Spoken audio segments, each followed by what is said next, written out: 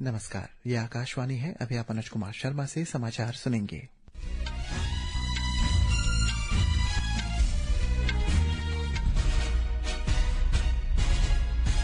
पहले मुख्य समाचार। कुख्यात नक्सली माधवी हिडमा सहित 6 नक्सली आंध्र प्रदेश मुठभेड़ में मारे गए। लाल किला विस्फोट मामले में प्रवर्तन निदेशालय ने दिल्ली और राष्ट्रीय राजधानी क्षेत्र में अल फलाह समूह से जुड़े 25 से अधिक ठिकानों पर छापे मारे। राष्ट्रपति द्रौपदी मुर्मू का जल सुरक्षा सुनिश्चित करने के प्रयासों का आह्वान। 6ठे राष्ट्रीय जल पुरस्कार प्रदान किए। महाराष्ट्र को पहला स्थान। भारत का विकसित देशों से रियायत जल विद्युत वित्त में आयोग योगदान देने का आह्वान। वित्त मंत्री निर्मला सीतारमण का पूंजी बाजार के हितधारकों के साथ बजट पूर्व परामर्श। और संयुक्त राष्ट्र ने बांग्लादेश की अपदस्थ प्रधानमंत्री शेख हसीना को मृत्युदंड दिए जाने का विरोध किया। अब समाचार विस्तार से। आंध्र प्रदेश के अल्लूरी सीताराम राजू जिले में मुरेदिलमुल्ली वन क्षेत्र में आज सुरक्षा बलों और नक्सलियों के साथ मुठभेड़ हुई। इस अभियान में कुख्यात नक्सली माधवी हिडमा सहित 6 नक्सली मारे गए। एक रिपोर्ट। मारे गए नक्सलियों में उनके वरिष्ठ नेता और केंद्रीय समिति के सदस्य माधवी हिडमा, उनकी पत्नी राजे और उनके कई करीबी सहयोगी शामिल हैं। आंध्र प्रदेश के पुलिस महानिदेशक हरीश कुमार गुप्ता ने बताया कि आंध्र प्रदेश छत्तीसगढ़ उड़ीसा सीमा पर नक्सल गतिविधियों की खुफिया जानकारी मिलने के बाद सुरक्षा बलों ने सुबह 6 बजे तलाशी अभियान शुरू किया। उन्होंने बताया कि जैसे ही टीमें जंगल के अंदर गई, मुठभेड़ शुरू हो गई। अधिकारियों ने बताया कि यह अभियान नक्सल गतिविधियों पर लगाम लगाने के लिए चल रहे प्रयासों का हिस्सा है। सुरक्षा बल हाई अलर्ट पर हैं और इलाके में तलाशी अभियान जारी है। विजयवाड़ा से यल्लू मुरली की रिपोर्ट के साथ। प्रवर्तन निदेशालय ने आज दिल्ली और राष्ट्रीय राजधानी क्षेत्र में अल फलाह समूह से जुड़े 25 से ज्यादा परिसरों में तलाशी ली। ये तलाशी अभियान वित्तीय अनियमितताओं, शेल कंपनियों के इस्तेमाल, आवास संस्थाओं और धनशोधन की चल रही जांच का हिस्सा है। अल फलाह ट्रस्ट और संबंधित संस्थाओं की भूमिका की जांच की जा रही है। इसके अतिरिक्त विश्वविद्यालय अनुदान आयोग यूजीसी और राष्ट्रीय मूल्यांकन और प्रत्यायन परिषद NAAC मान्यता से संबंधित दावों में प्रथम दृष्टया विसंगतियां पाई गई है। निदेशालय ने कहा है कि इन पहलुओं की संबंधित अधिकारियों के साथ जांच की जा रही है। इस महीने की 10 तारीख को दिल्ली के लाल किले के पास हुए विस्फोट के सिलसिले में कई डॉक्टरों की गिरफ्तारी के बाद अल फलाह विश्वविद्यालय जांच के दायरे में आया है। राष्ट्रीय अन्वेषण अभिकरण NIA ने दिल्ली के लाल किला के पास हुए कार विस्फोट मामले में शामिल आतंकवादी के एक और प्रमुख सहयोगी को गिरफ्तार किया है। कश्मीर निवासी जसीर बिलाल वानी को श्रीनगर से गिरफ्तार किया है। अभिकरण के अनुसार वानी ने कथित तौर पर इस आतंकी हमले को अंजाम देने के लिए तकनीकी सहायता प्रदान की थी। राष्ट्रपति द्रौपदी मुर्मू ने जल की उपलब्धता और सुनिश्चित करने की सभी से मिलकर काम करने का आग्रह किया है। उन्होंने इस बात पर जोर दिया है कि जलवायु परिवर्तन आज के समय में जल चक्र को प्रभावित कर रहा है। नई दिल्ली में 6ठे राष्ट्रीय जल पुरस्कार 2024 और प्रथम जल संचयन जन भागीदारी पुरस्कार प्रदान करते हुए राष्ट्रपति ने ये बात कही। जल का सक्षम उपयोग एक वैश्विक अनिवार्यता है। हमारे देश के लिए जल का सक्षम उपयोग और भी अधिक आवश्यक है, क्योंकि हमारे देश की जनसंख्या की दृष्टि से हमारे जल संसाधन बहुत सीमित है। ऐसे स्थिति में सरकार और जनता को मिलकर वाटर अवेलेबिलिटी और वाटर सिक्योरिटी के लिए निरंतर प्रयासरत रहना चाहिए। राष्ट्रपति ने पुरस्कार विजेताओं को जल संरक्षण के उनके प्रयासों के लिए बधाई दी और कहा है कि इसके बिना कोई भी जीवित नहीं रह सकता। उन्होंने देश के लिए जल के कुशल उपयोग की आवश्यकता पर बल दिया। राष्ट्रपति ने यह भी बताया है कि जल संरक्षण भागीदारी कार्यक्रम के अंतर्गत 35 लाख से अधिक भूजल पुनर्भरण संरचनाओं का निर्माण किया गया है। 2024 के लिए 6ठे राष्ट्रीय जल पुरस्कारों की सर्वश्रेष्ठ राज्य श्रेणी में महाराष्ट्र ने प्रथम स्थान हासिल किया है, जबकि गुजरात और हरियाणा दूसरे और तीसरे स्थान पर रहे। पर्यावरण मंत्री भूपेंद्र यादव ने कहा है कि भारत 2035 की अवधि के लिए अपना संशोधन राष्ट्रीय स्तर पर निर्धारित योगदान NDC दिसंबर तक प्रकाशित करेगी। ब्राजील के बेलेम में संयुक्त राष्ट्र COP30 जलवायु शिखर सम्मेलन में मंत्रिस्तरीय बैठक को संबोधित करते हुए श्री यादव ने कहा कि अस्थिर विकास और वृद्धि पर्यटन के कारण जलवायु परिवर्तन वास्तविक और बहुत करीब हो गई है।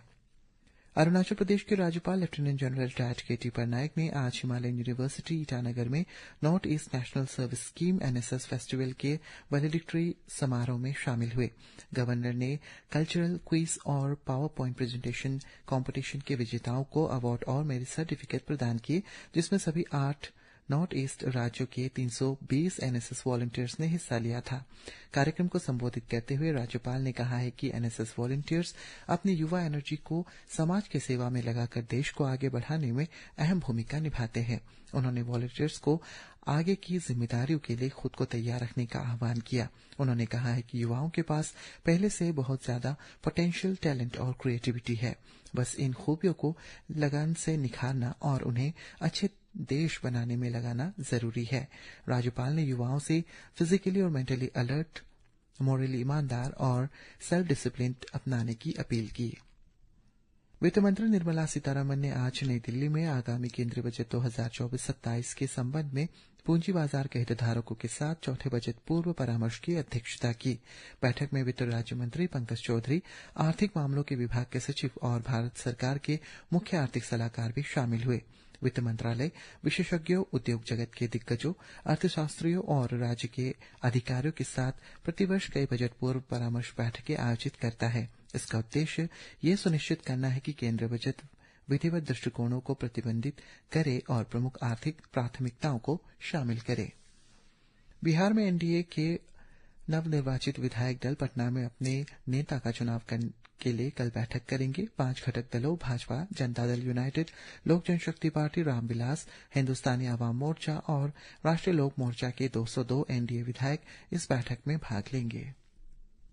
कल होने वाली बैठक में मुख्यमंत्री नीतीश कुमार के फिर से गठबंधन का विधायक दल का नेता चुने जाने की संभावना है। इसके बाद श्री कुमार राजभवन जाकर राज्यपाल को अपना इस्तीफा सौंपेंगे और सरकार बनाने का दावा पेश करेंगे। अंतिम दौर की बातचीत के दौरान विधानसभा अध्यक्ष का पद नई सरकार के मंत्रिमंडल में भारतीय जनता पार्टी, जनता दल यूनाइटेड, लोक जनशक्ति पार्टी, रामविलास, हिंदुस्तानी अवाम मोर्चा और राष्ट्रीय लोक मोर्चा को प्रतिनिधित्व दिए जाने पर चर्चा की जा रही है। इस मुद्दे पर आज सहमति बन जाने की संभावना है। धर्मेंद्र कुमार राय। संयुक्त राष्ट्र महासचिव एंटोनियो गुतरेश ने बांग्लादेश की अपदस्थ प्रधानमंत्री शेख हसीना की फांसी की सजा का विरोध किया है। संयुक्त राष्ट्र प्रमुख के प्रवक्ता स्टीफन दुजारिक ने कहा है कि संयुक्त राष्ट्र सभी परिस्थितियों में मृत्युदंड के खिलाफ है। 78 वर्षीय राजनेता पर पिछले वर्ष छात्रों के नेतृत्व वाले विरोध प्रदर्शनों के दौरान हिंसात्मक दमन को लेकर मानवता के विरुद्ध कथित आरोपों के लिए ढाका स्थित देश के अंतर्राष्ट्रीय आपराधिक न्यायाधिकरण में मुकदमा चलाया गया था। सरकार द्वारा कई क्षेत्रों में जीएसटी दरों में कटौती के साथ 22 सितंबर को शुरू किए गए जीएसटी बजट उत्सव के देश भर के नागरिकों को लाभ मिल रहा है। हमारे संवाददाता ने बताया है कि अगली पीढ़ी की जीएसटी सुधारों से पश्चिम बंगाल की अर्थव्यवस्था को कैसे बढ़ावा मिल रहा है। नई जीएसटी सुधार पश्चिम बंगाल के कारीगरों, किसानों और छोटे व्यवसायों के लिए एक बड़ा प्रोत्साहन है। प्रमुख क्षेत्रों में कर की दरों को कम करके ये सुधार उपभोक्ताओं के लिए वस्तुओं को अधिक किफायती बना रहे हैं और साथ ही स्थानीय व्यापारियों के आय आधार को मजबूत कर रहे हैं। जीएसटी में बदलाव से दार्जिलिंग और कलिम्पोंग के आसपास के केंद्रित राज्य के चाय क्षेत्र को लाभ होता दिख रहा है, क्योंकि प्रसंस्कृत चाय पर जीएसटी 18% से घटाकर 5% कर दिया गया है। इसी प्रकार जूट उत्पादों पर जीएसटी 12% से घटाकर 5% कर दिया गया है। इसके अलावा बांकुरा टेराकोटा जैसे पारंपरिक हस्तशिल्प पर अब 12% की जगह सिर्फ 5% जीएसटी लग रहा है, जिससे उनकी मूल्य प्रतिस्पर्धात्मकता में सुधार होगा और कारीगरों की आजीविका संरक्षित होगी। नए जीएसटी सुधारों का उद्देश्य उपभोक्ताओं के लिए सामर्थ्य बढ़ाना और पश्चिम बंगाल के स्थानीय उद्योगों की मदद करना है। समर्थ के साथ नीतिका गुप्ता, आकाशवाणी। अब अंत में मुख्य समाचार एक बार फिर। कुख्यात नक्सली माधवी हिडमा सहित 6 नक्सली आंध्र प्रदेश मुठभेड़ में मारे गए। लाल किला विस्फोट मामले में प्रवर्तन निदेशालय ने दिल्ली और राष्ट्रीय राजधानी क्षेत्र में अल फलाह समूह से जुड़े 25 से अधिक ठिकानों पर छापे मारे। राष्ट्रपति द्रौपदी मुर्मू का जल सुरक्षा सुनिश्चित करने के प्रयासों का आह्वान। 6ठे राष्ट्रीय जल पुरस्कार भी प्रदान किए। भारत का विकसित देशों के रियायती जलवायु वित्त में अधिक योगदान देने का आह्वान। वित्त मंत्री निर्मला सीतारमण का पूंजी बाजार के हितधारकों के साथ बजट पूर्व परामर्श। इसी के साथ ये समाचार बुलेटिन समाप्त हुआ। नमस्कार।